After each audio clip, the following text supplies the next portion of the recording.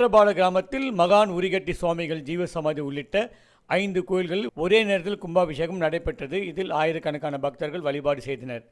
மயிலாடுதுறை மாவட்டம் குத்தாலம் அருகே சேத்திராபாலபுரம் கிராமத்தில் 19ஆம் நூற்றாண்டில் மகான் உருகட்டி சுவாமி வசித்து வந்தார்.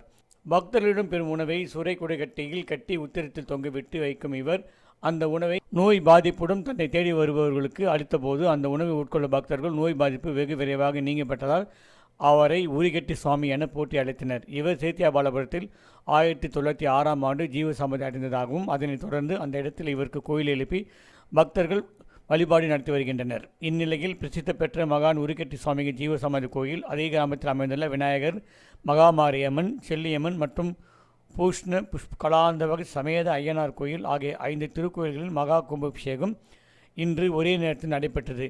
கும்பாபிஷேகத்தை முன்னிட்டு கோவிலின் முன்பு யாகசாலை அமைக்கப்பட்டு கடந்த 26ஆம் தேதி விக்னேஸ்வர பூஜை, மகா கணபதி யோமத்திலும் யாகசாலையில் புனித நீர் அடங்கிய கடங்கள் 28ஆம் தேதி முதல் கால யாகசாலை பூஜை தொடங்கியது. இதனைத் தொடர்ந்து கும்பாபிஷேகத்துக்கான இன்று 4ஆம் கால யாகசாலை நிறைவு பெற்று பூரணாதி செய்யப்பட்டு மகா தீபாராதனை நடைபெற்று அதனைத் தொடர்ந்து மேளவாத்தியங்கள் மூலம் யாகசாலையிலிருந்து கடங்கள் புறப்பட்டு கோவிலை சுற்றி வலம் வந்து விமான கும்பத்தை அடைந்து கோபுர கலசங்களில் புனித நீர் ஊற்றப்பட்டு மகா கும்பாபிஷேகம் வெகு விமர்சையாக நடைபெற்றது. இதில் ஆயிரக்கணக்கான பக்தர்கள் கலந்து கொண்டு சுவாமி தரிசனம் செய்தனர். இதனைத் தொடர்ந்து பக்தர்களுக்கு அன்னதானம் வழங்கப்பட்டது.